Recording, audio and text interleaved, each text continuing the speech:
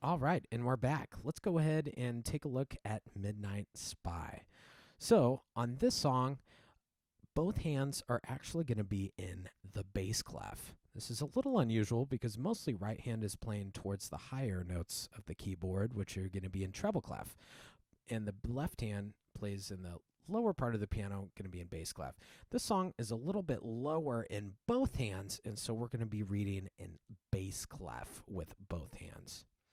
And so with this one, your left hand one is going to be on this low A. And I try to find C, C, B, A. That's going to be with a 1. Your right hand is going to be on A, C, B, A with a 1. Now, a couple things on this song. Everything is mostly in 5-finger positions except for this crossover that happens in measure 2 and is a pretty popular figure, repeats a lot in the right hand. And so let's take a look at that. We're going to go A, C, A. Now, looking in measure 2, I know that my next note is a G, all cows eat grass. Now, the thing that's different about this is that it has a 2 over it. I want you to play with a 2, but how do we get there? So I'm going to use my thumb as a pivot point, and it's going to be an anchor. It's just going to be glued to this note. And watch what happens to my second finger. I cross over, I play the G, and then I bring it back.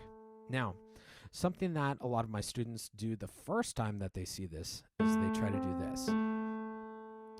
And they keep all of their hands, like the top part of their hand, glued to those keys, and they try to just stretch over with their second finger. But if you try to do that, it's very uncomfortable, and it's just kind of an awkward position. It's too far of a stretch. And so I would recommend keeping your 1 here, and you lift up the rest of your hand. See that? I lift up the rest of my hand, play the G, and bring it back. It's much, much more comfortable. Lift. That's how I would recommend playing that. And it's a very popular figure. You see it in 1 and 2. You see it in 5 and 6, 9 and 10. You see it all over the place in this song. Now, let's talk about some other things. Dynamics are a big part of this song. When you think of spies, it's very quiet, very sneaky, very quick. You know, a good spy, you don't even know that they're there. And the whole first page is mostly mezzo piano, medium soft. And so, what I want to talk about is shape with melody. So we start out soft. Now take a look at this next figure. That's going to be in measures 3 and 4. There's a crescendo there. And the reason why I did that, and really why I bring this up, is that I like to shape the dynamics with the shape of the melody. And if you look at bars 3 and 4, it starts out low, and then it ends high. And so it kind of has this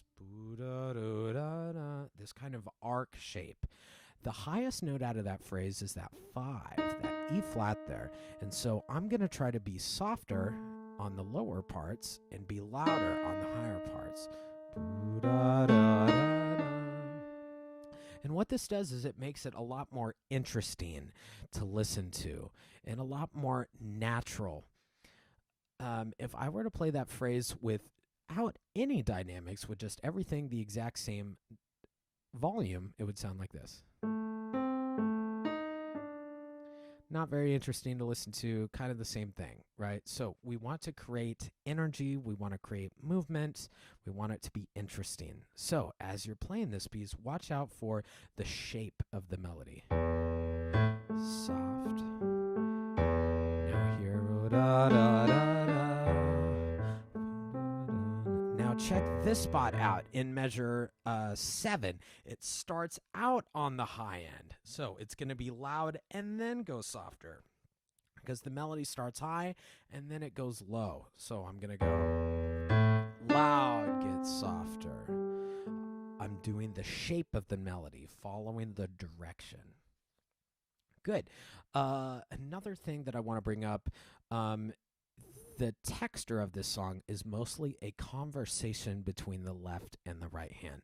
The left hand is the question with these hits, low, and then right hand has the answer phrases. Long, short. Question, answer.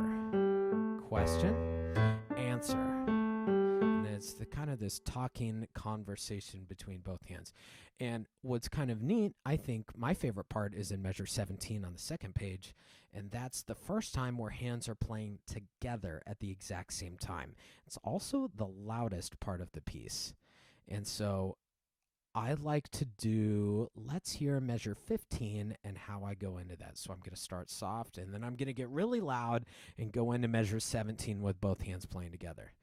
And really get louder. That's a big moment right in 17. And then we have this descending. And again, we're following the shape of the melody there. In measure 19, your left hand has the highest note there. And we're gradually going down, so we're getting softer there. And then 21 again, loud. Hit it and get softer. Good. Now, 25 is pretty cool. It's 25 and 26 are the exact same notes, exact same rhythm as 17 and 18 and 21 and 22, but it's just a smaller version of it. Instead of doing the whole 4 bars with the little left hand walk down, I just do a shortened version of it, and I repeat it a few times. And then I repeat that again. And this is a little bit different. In 29, we have a special note there, that E flat, and I'm going to be playing that with a 4 in that left hand. And it is a little bit different. Feel free to bring that out. It's kind of an interesting note. You want to go, ooh, what was that? When you hear it. Okay, now let's talk about this very last note. We know that it's a A in the left hand, and then we have a 1, 3, 5 in the right.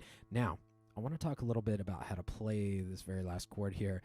It is a G sharp, which is going to be right here. It's going to be the middle black key on the triplets. And if you look at your hand, your thumb is the shortest finger of the hand. Same for both hands.